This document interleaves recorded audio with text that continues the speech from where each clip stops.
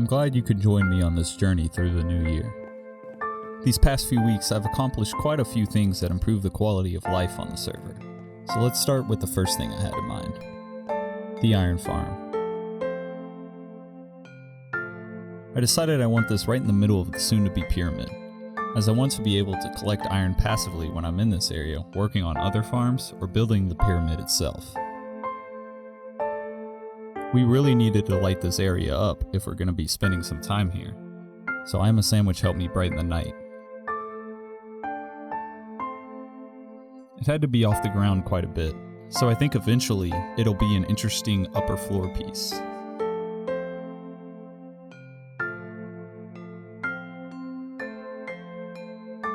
Now I was really dreading the process of getting all the villagers set. It's been a while since I've transported them and really dealt with their AI.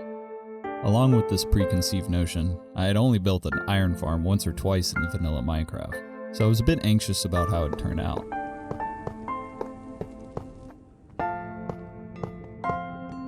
As soon as I really got to work on it, it really wasn't that bad. It didn't take me as long as I thought either.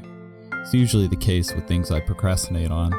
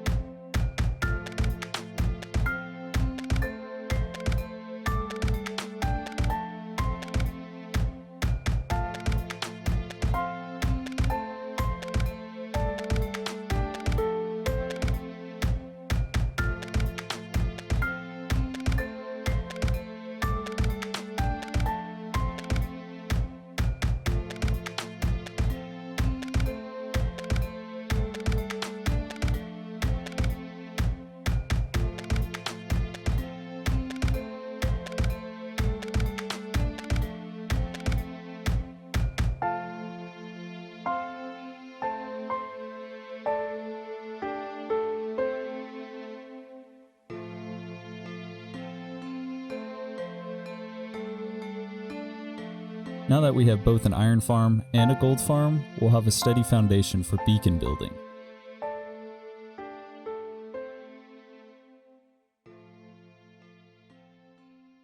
The last part of this trilogy will be a wither skeleton farm, but first, there's a bigger boss that the server has to handle. On one fateful night, where the inhabitants of Spawn came together, the horses were well rested and fed, and so were its riders. The group was riding for a common goal, riding towards the end.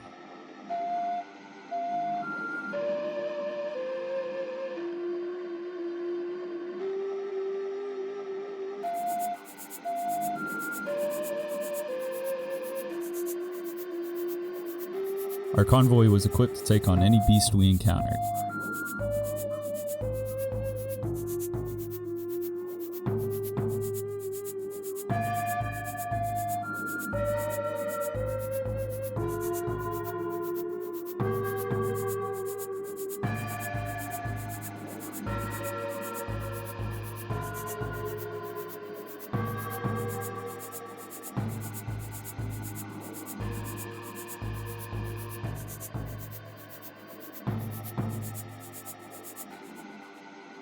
With no clear plan, we all rushed in and took control of the island.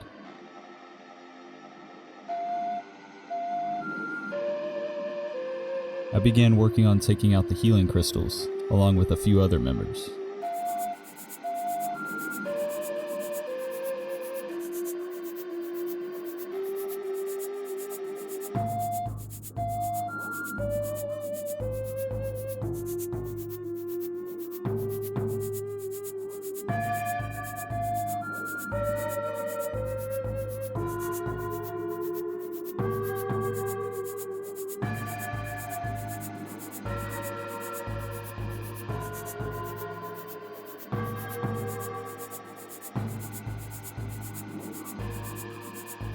Using very broad and brash teamwork, we defeated the Ender Dragon, with one of the miners, Ender Queen, landing the last blow.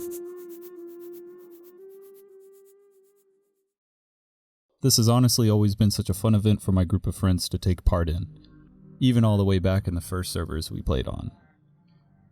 Even for friends who don't get on that much, a common goal brings us together, to overcome an obstacle set out before us.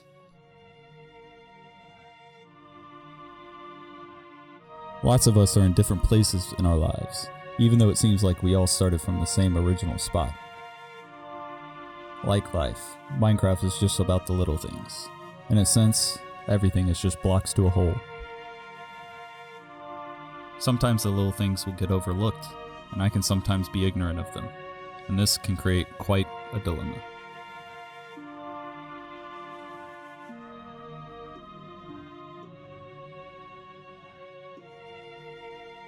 When I get close to finishing a project or video, my thoughts run away with the idea of success and failure. That seemingly defining criteria really distracts me from the reason I started the project in the first place. I wanted to make things to enjoy the process of it. Failure can stem from many things, but every individual has their own bar they set for themselves, and I believe myself to be my biggest critic. So I'm trying to be a better friend to myself and become mindful of what my needs are. Asking for help is something I still need to improve on, but most of all I need to be honest with myself. Setting unrealistic expectations for myself and then feeling shame when I cannot meet them is a dangerous cycle. From this irrational thinking, projects can be smothered in the cradle and never see the light of day. But the first step for me breaking the Ouroboros of perfection is to be mindful of my pitfalls. The last thing I want to accomplish in this episode is a creeper farm. I've waited until after the Ender Dragon fight to start building this, but I've been collecting materials for it for quite some time. Now that the server has elytra wings, a steady supply of rockets is very much needed. I know I might overuse the effect of a time lapse, but honestly, I think it's the best way to showcase how something is built. If you have any other suggestions, feel free to leave them below.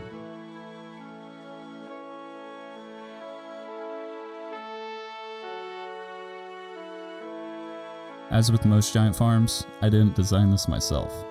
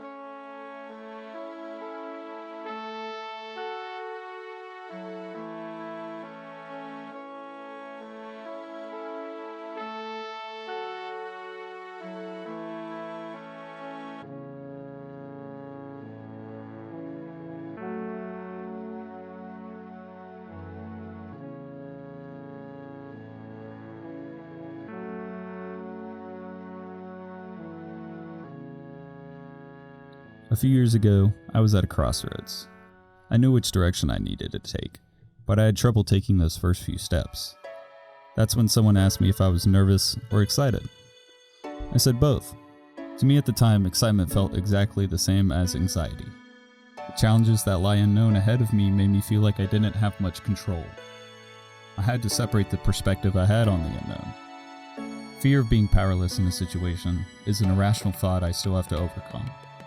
Controlling how I respond and act to the seemingly chaotic stimuli of the world is my best option. It's impossible to try to fit the world to me.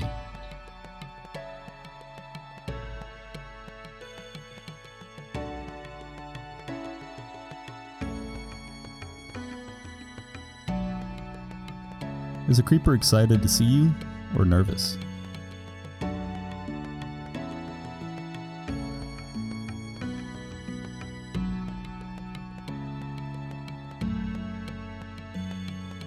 To end the episode today, I think Creeps and Geeks is the perfect member to take you guys on a stroll around Spawn, as she's the one that's built the most around here so far.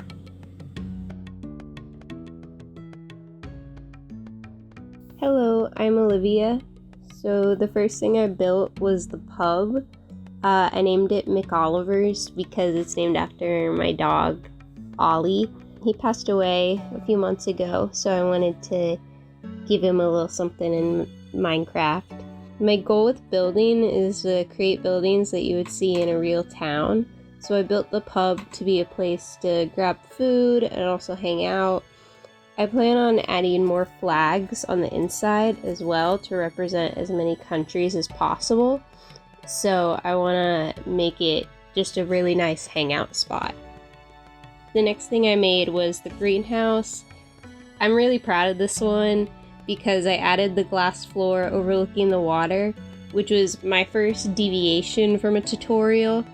I built this for my best friend Claudia because she loves plants, and I hope she will join the server soon. Fingers crossed. The next thing I built was a bakery. I wanted to make it Japanese inspired, so I watched a tutorial on how to make like a Japanese house in Minecraft, and I decided to decorate the inside like a bakery. Almost all the buildings are made from other creators' YouTube tutorials, so I will link all of those because I'm still learning the ins and outs of building, still trying to figure that out right now. I also chose to make a bakery because I really love baking and hopefully will have one of my own one day in real life.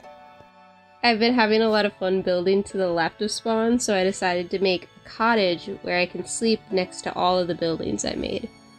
I want to live in a cottage one day, so I made it in Minecraft for both me and my sweet boyfriend John. I added in my roommate's cat Rigby, and I want to add in John's cat Milo, and a dog whenever I'm ready to get another in real life. I then built a flower shop because picking flowers and decorating with flowers is my favorite thing to do in Minecraft, so I thought this little shop would fit right in this spot.